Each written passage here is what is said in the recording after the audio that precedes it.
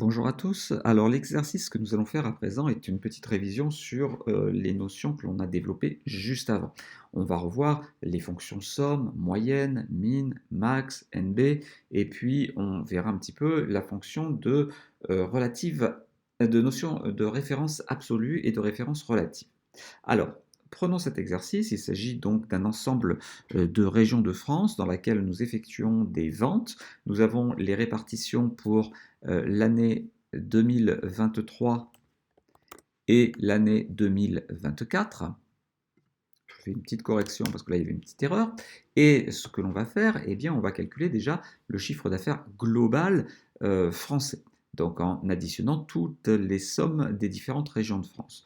Pour cela, on va faire égale somme et puis on va sélectionner toutes les valeurs qui se trouvent au-dessus. On va valider, on trouve 27 700. Pour calculer les ventes moyennes de 2023, je vais faire la même chose avec la fonction moyenne. Donc nous allons faire égale moyenne et je vais tirer ma poignée de recopie sur les cellules que je vais moyenner. Donc les régions de France. Nous trouvons 5 540 €.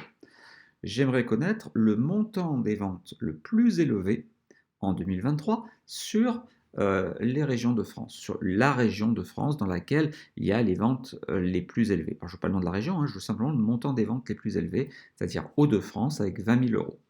Pour cela, on va faire égal max,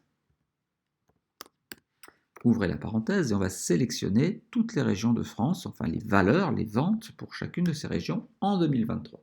Et il me sort bien 20 000. Je voudrais maintenant trouver les ventes les plus faibles, c'est-à-dire m'arrêter sur 800 €. Là. Nous allons donc faire égal min, ouvrez la parenthèse, je vais sélectionner toutes les cellules de l'année 2023, je valide et nous trouvons bien 800 €. Enfin, on veut connaître le nombre de régions dans lesquelles nous avons des magasins. Nous allons donc faire égal NB. La fonction NB permet de compter le nombre de cellules contenant des nombres. Je vais sélectionner toutes les valeurs de 2023.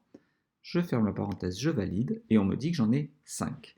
Je viens de faire les calculs pour l'année 2023. Je vais donc sélectionner tous les totaux, tirer la poignée de recopie vers la droite et automatiquement, j'aurai ces mêmes fonctions calculées pour l'année 2024. Donc la somme, la moyenne, le max, le min et le NB. Et si vous vérifiez, vous voyez que tout est bon. Dans les colonnes D et E, je veux le pourcentage des ventes réalisées pour une région de France en 2023, puisque je suis dans la colonne D.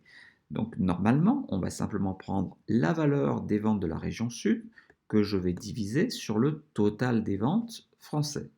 J'aurai donc ici le pourcentage, enfin, la fréquence, hein, si je le mets au format pourcentage, voilà, et que je rajoute deux chiffres après la virgule,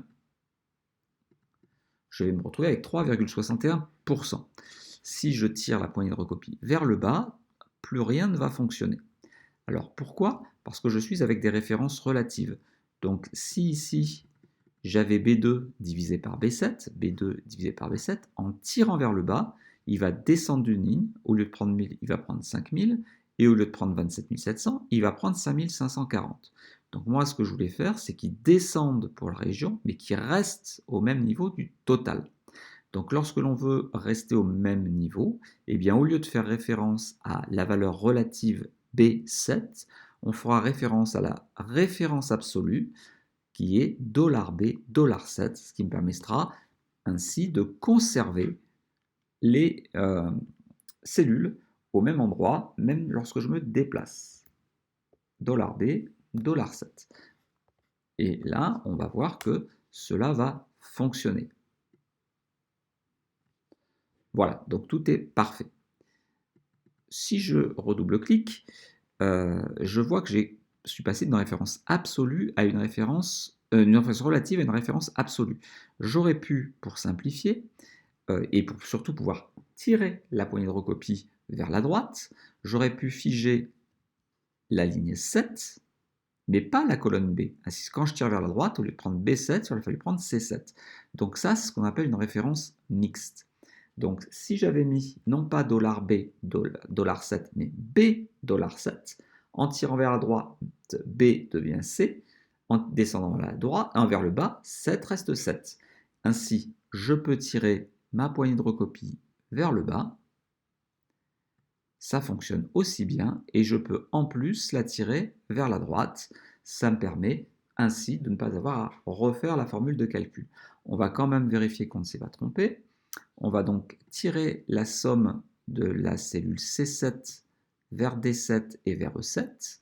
Alors, il me trouve des montants en euros, c'est normal puisque la colonne C était en euros. Il me suffit juste de le mettre en pourcentage. Et vous voyez, quand il additionne toutes les valeurs de D2 à D6, on trouve bien un total de 100%. E2 à E6, on trouve bien un total de 100%.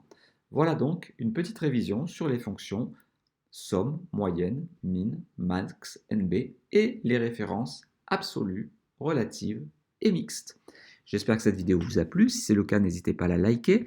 Pensez également à vous abonner à la chaîne pour avoir des dizaines et des dizaines de vidéos sur Excel avec des petits trucs très très pratiques.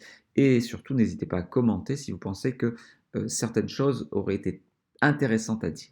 À très bientôt.